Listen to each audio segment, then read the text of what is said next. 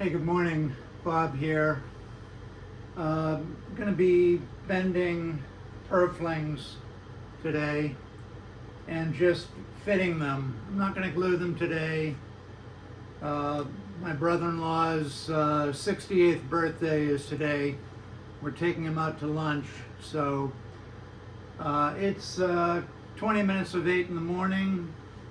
It's Thursday, May 28th. So, I've got these Purflings. I made them up myself. I don't buy them. I like the flexibility of creating whatever I want. And in this case, it's maple veneer, cranberry colored veneer, and maple veneer. They're all 20 thousandths of an inch.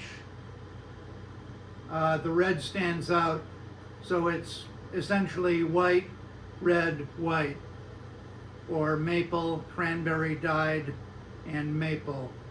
And I make a sheet of it and then I cut it up into little slices like this. You can't see the red because the camera's not going to pick that up. And forgive me for the air conditioner running, but it is Florida and it will be in the 90s today. Hopefully you can hear me. I'll try to speak loudly. So over here I've got the electric pipe for bending sides and purflings, and I put a little water on it and the water droplets sort of bounce off, so I know it's hot enough. For those of you who have the same bending pipe, probably got it from Luthier Mercantile 30 years ago or more. It's on number 6, almost all the way up. One more notch would be high. So it's on 6, it's hot.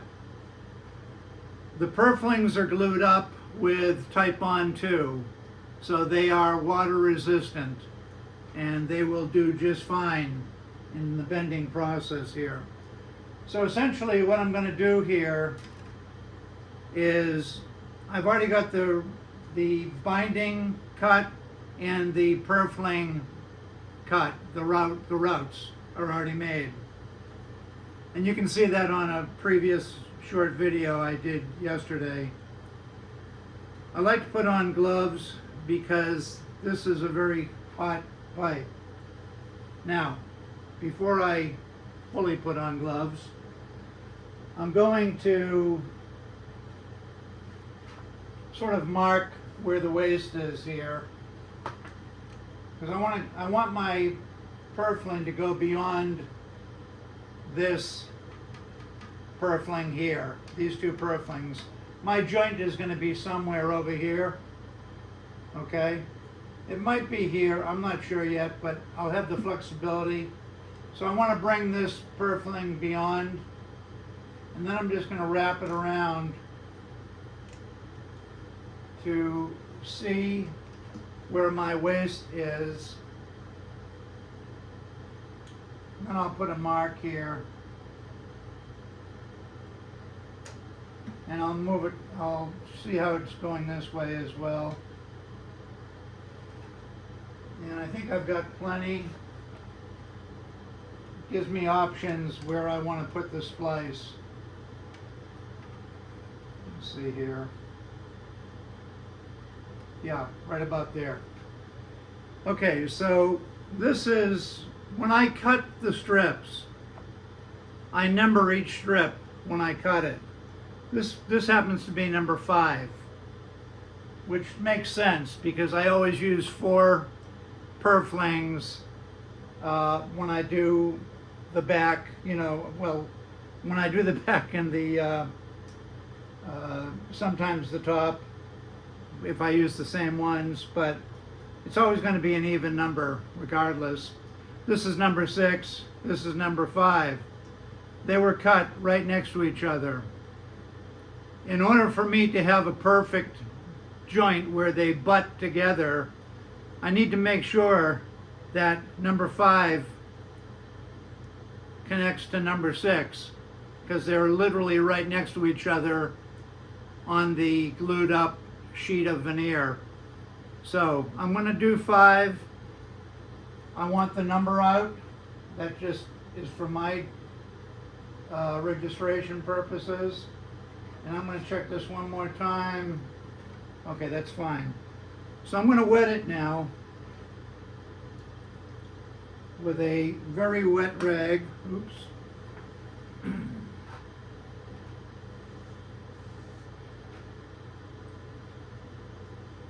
I don't want the maple to burn or discolor. So I got it pretty wet there. And now I'm going to find my waistline and I'm going to start bending it. I'm not pushing hard. Now it's a 3-line glue up.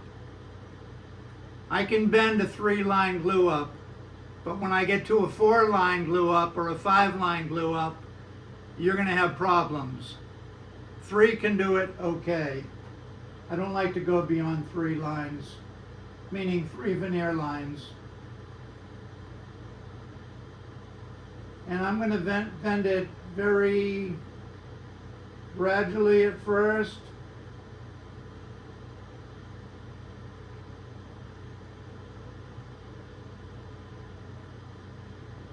I can always re-wet it. Just use my fingers here.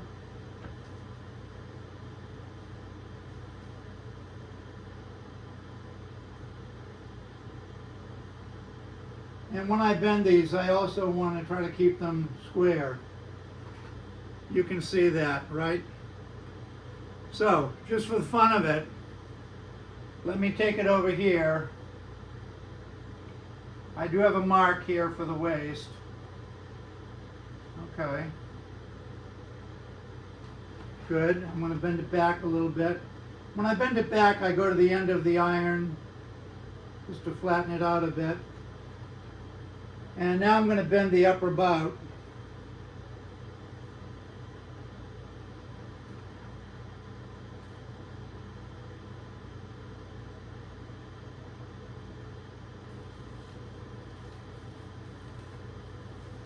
You can't hear it because the air conditioner is going.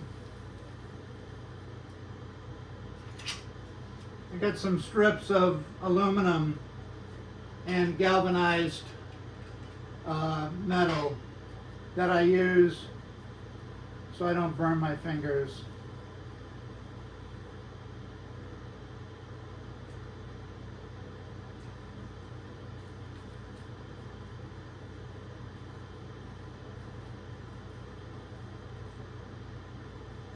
I can smell the wood, the maple, and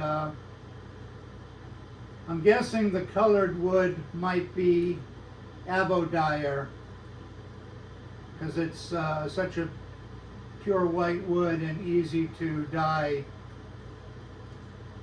That would be the cranberry colored stuff. All right, I'll check real quick. I know I'm not close yet, but I'm getting there. And I'll make a note here where I have to work.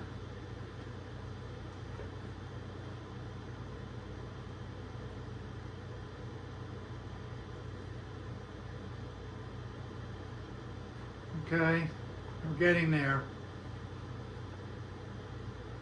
I have a pencil line right here at the waist, which I'll keep there.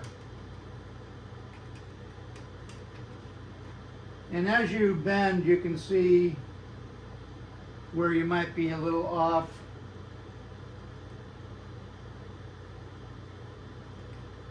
Okay.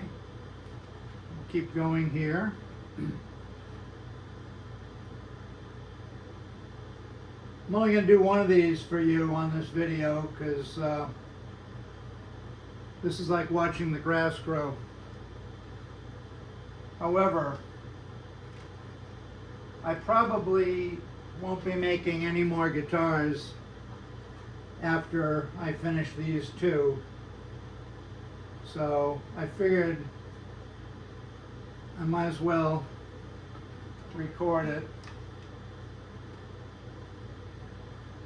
Okay.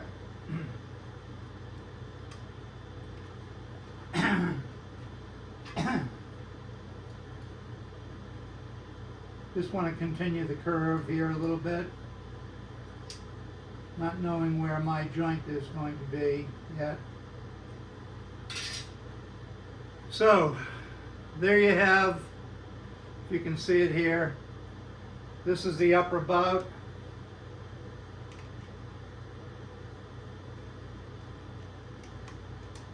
Say I need a little more right here.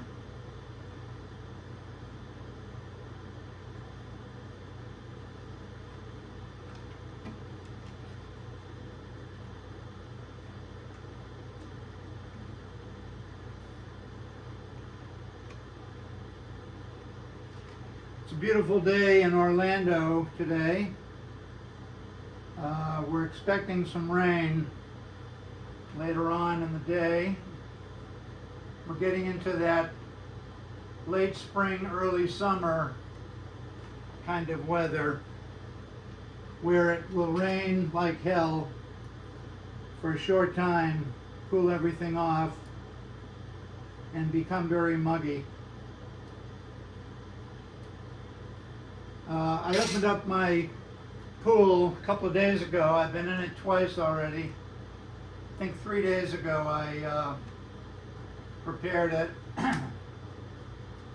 Not that it was bad or anything, it was fine, but okay, so essentially the upper bout now is all done. I don't know if you can see that.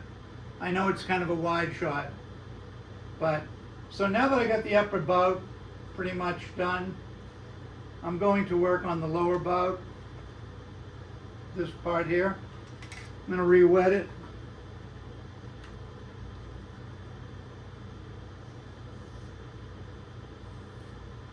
And start the bending.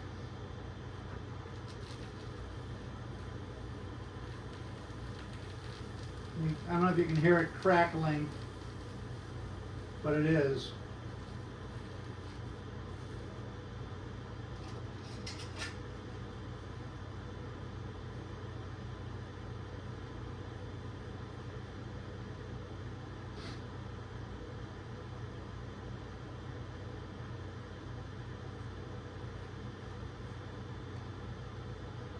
This glue up, this Purfling, is about 2 millimeters thick across the 3 layers.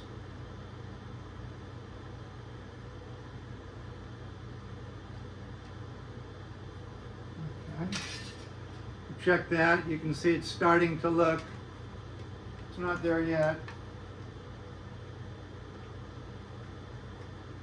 The upper bout's pretty good.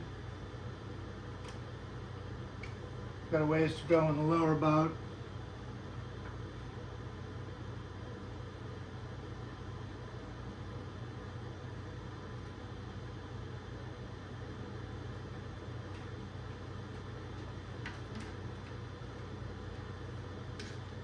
You can see how quickly you can get it there.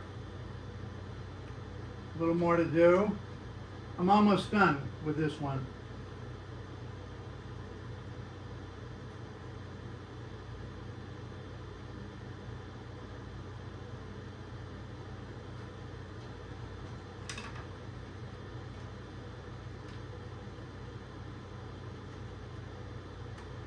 Now, these Purflings fit perfectly in the groove that I routed.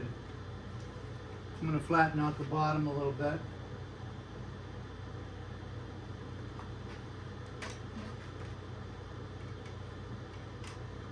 I'm getting close.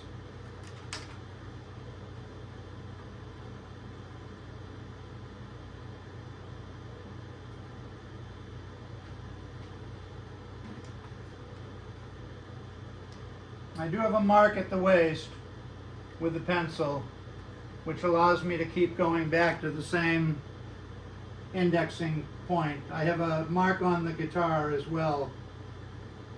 just so I can see,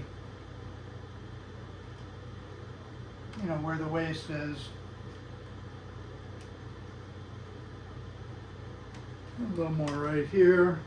Now, if I wanted to glue these in right now, with the way they're bent already, it would be fine. They don't have to be perfect.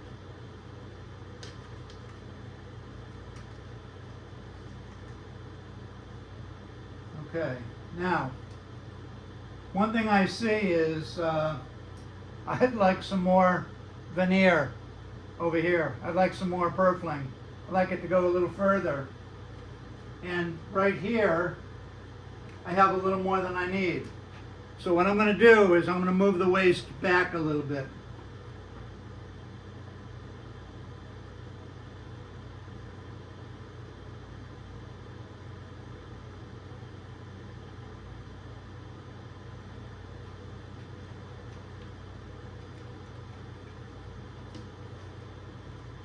Once I find out where the point is, that's better.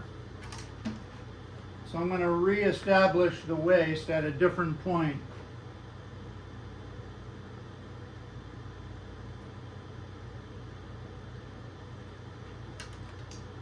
Okay, and I'm doing this because I want to have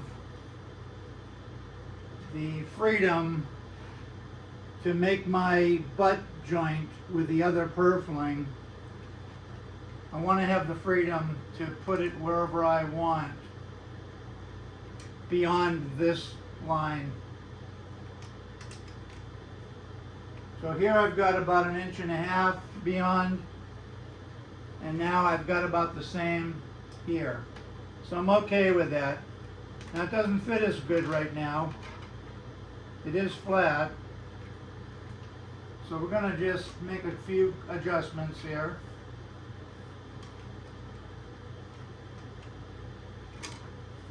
Going to move the waste back about 1 inch. And I'll erase the other mark.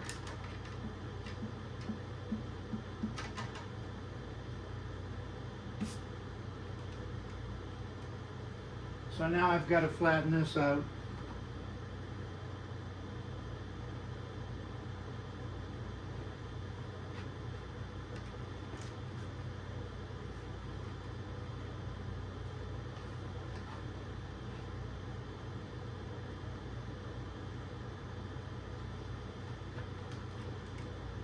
That's a little bit better.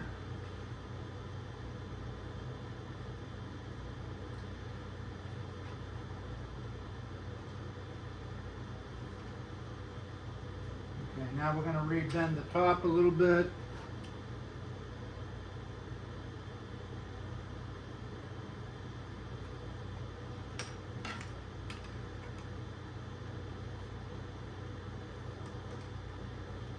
And a little here.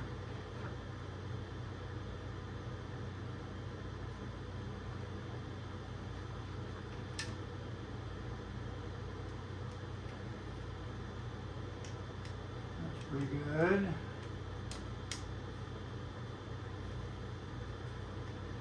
And I'm going to fix this right here. Bend this back a little bit.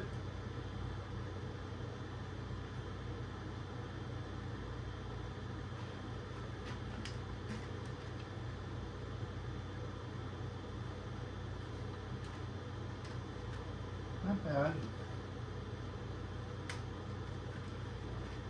Oh.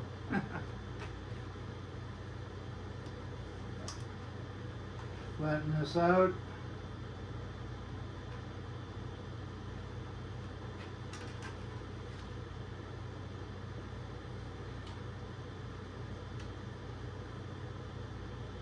I like that. And I like that. Okay. Got a little bit too much bend right here.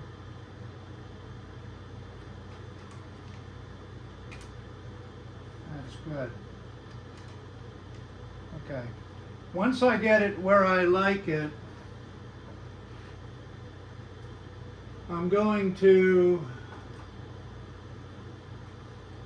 cut a few pieces of tape here.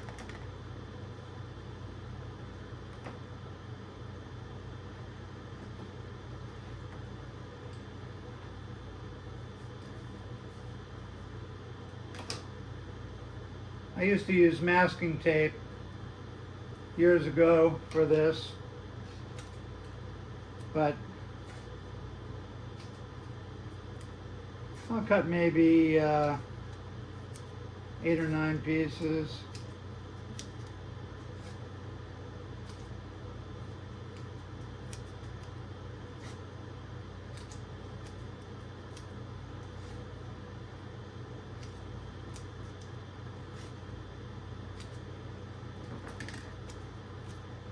Okay. Now what I want to do one more time here, I have the basic fit. Looks pretty good to me. Flatten this out just to here.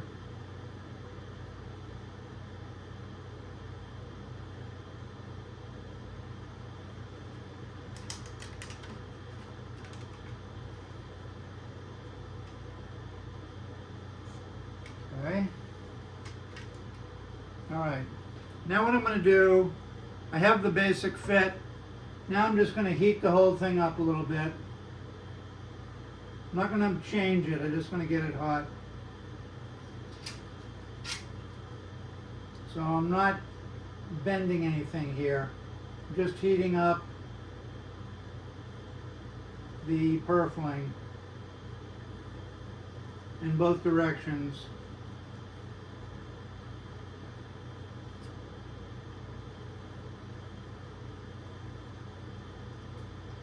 And the reason for that is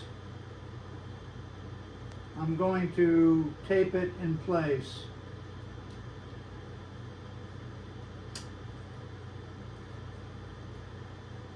While it's hot. Okay, that's good enough.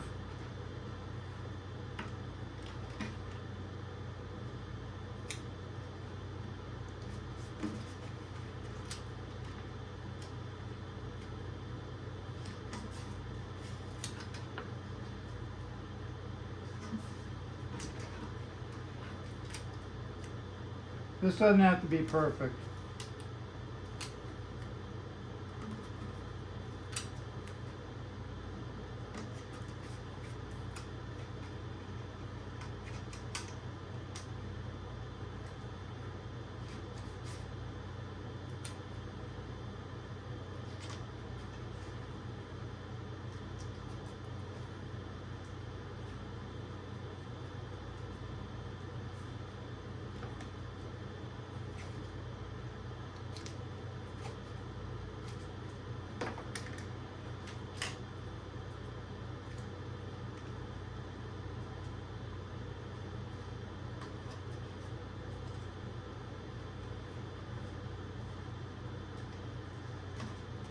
Okay. Now it's fit. Okay. I'm going to let this sit here for a bit, maybe 10 or 15 minutes, and I'm going to leave it on. I'm not going to take it off. Keep in mind that I had the number 5 is on the outside here, I think. Yep. Yeah, 5 is on the outside, which is what I want. I'm going to make it a little darker so I can see it.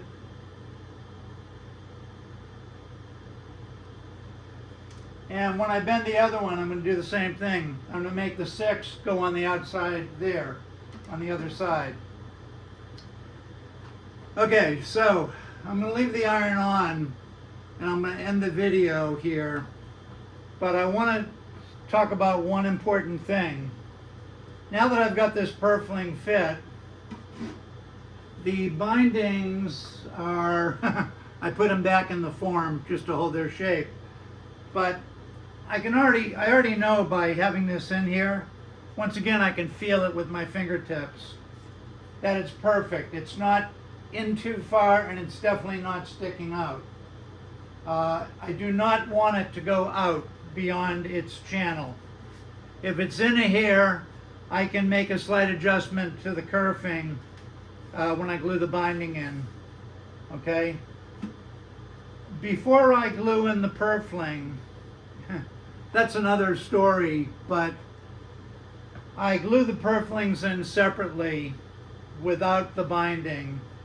And you say, well, how do you do that? Well, I have some cardboard which I can't get to because it's behind the camera. But I have strips of mat board, like white mat board. I have 1/4-inch strips that are about, I don't know, 14 inches long. And when I glue, and they have tape stuck on one side so that when I put tape over them, it won't peel the cardboard apart.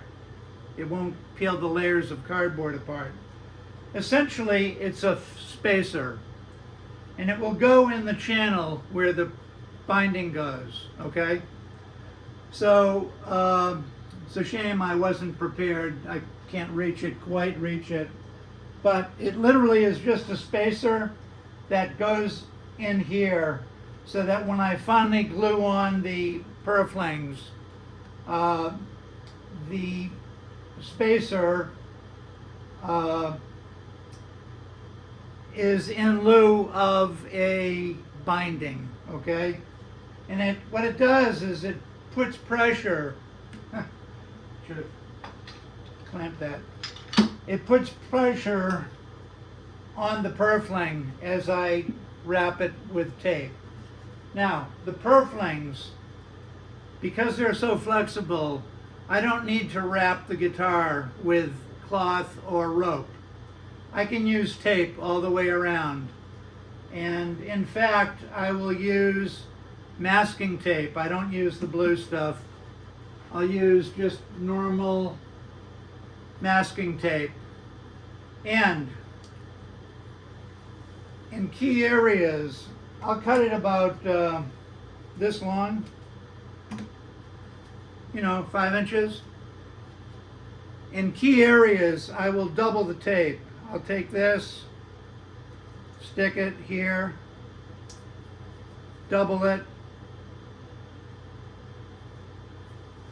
Now I've got double thickness tape. And I'll have a whole bunch of these all the way down my workbench. Okay? I don't know if you can see it. I'll put them wherever I can. Now they're double strength. They won't rip, and I can put quite an amazing amount of tension on that tape, thus pulling the purflings in really, really tight. Okay? Another thing, before I glue the purflings in, I will scrape the inside bottom edge. What do I mean? Let's say this is the purfling. I will take a scraper blade, and I'm not going to do it now because I don't know which one this is. I will scrape the corner that goes into the groove. Mainly because there might be some little microscopic idiosyncrasies in that corner. So if I scrape the inside corner that's going to go in, okay, if I chisel that away with the scraper blade, I do this after it's bent, so I'll do that. So I'll scrape it, and I'll also sand it lightly. I don't want to change the thickness of the purfling elements, okay? But the main thing is scraping this, and I'll also sand the bottom where it's going to sit in the groove, okay? Now, as far as how do I join these together, I'm going to use a butt joint, okay? Now, some people will cut an angle joint, and if that works for them, that's fine. But I've found that the butt joint works the best as long as you make it perfect. And it's not easy to make it perfect because you've got to have both ends meet perfectly. You can't have it too long or it'll the purfling will bulge out. And you can't have it too short, otherwise you're going to see it. So when I fit the second purfling, it is I'll dry fit it and dry fit it and dry fit it until it's just about perfect. And when I glue it in, I'll leave it just a hair long so that a few swipes of sandpaper on my plastic block here, let's say with 220 grit paper, when I get to where the final butt joint is, I will have it just a hair long so that I can adjust it and dry, in other words, I'll glue all of this. It'll almost be done. I'll just have one thing left. And it's always going to be a hair long so that I can make a final adjustment. I usually adjust it when it's taped here. So it'll be taped all the way around. Right here I'll stop, dry fit it. I know it's a little long. I'll make an adjustment. Sometimes I have to adjust the other end. I'll do that with a chisel if I have to. But little by little, I'll concentrate on getting this joint up here perfect, and then when I get down there, after this is all glued, I'll fit that. And there's a little risk involved, but that's the way I roll, okay? Now, I guess another thing I wanted to mention, I don't like to overdo this because I don't like to complain, but I have one eye that sees perfect, and I have another eye that's seeing about 30%. What does that mean? Well, what I see is pretty sharp out of this eye, but it's like bad reception. It's sort of like frosty looking, but I can see out of it. I wouldn't be able to drive with it. What I've noticed is that even with this intricate work, my good eye takes over, and I've not been having any problems, except for I have to go slower, okay? Okay, so after the purflings are both glued on and they're really nice, I will resand the edge here, and sometimes I'll take a chisel and scrape a little bit. Use the chisel like a scraper. Maybe like a 1/4-inch chisel, nice sharp chisel. And whatever I have to do to make the binding fit perfectly, I'll do it. Now the binding will be, the seam on the binding will be right on the center line, as usual. And it won't be seen because I'm very persnickety about it. But I think that's about it. That's maybe a half-hour video there. This is still piping hot. I'm going to flip the guitar around while it's hot. I'm going to shut the video off, and I'm going to bend the other one. And I don't think I'll be gluing these today because we're going to celebrate my brother-in-law's birthday at around noontime. But and I might have the energy to glue one in or whatever. But the main thing I want to do today is get them bent and have them dry in place, and they will maintain their curve, okay? So this is how I do it. Now, I am not an egomaniac. This is the way Bob does it. Doesn't mean it's right, and it doesn't mean it's wrong.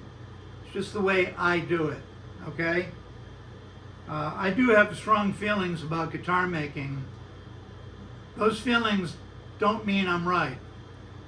I've been building guitars for 34 years, as my time permits.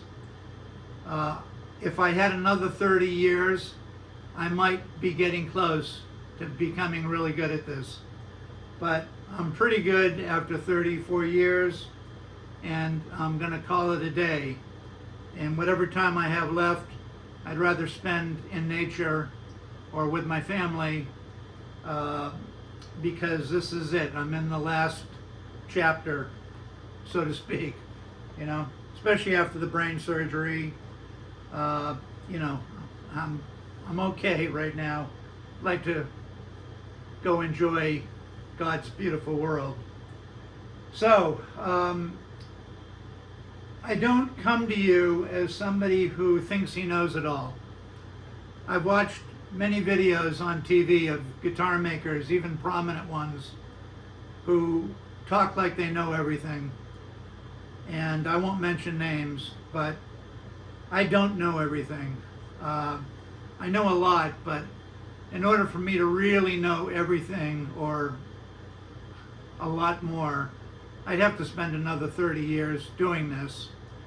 And I didn't start making guitars until I was about 37, and I'm 71 now. So, you know, when you start late, you eventually run out of time, and, you know.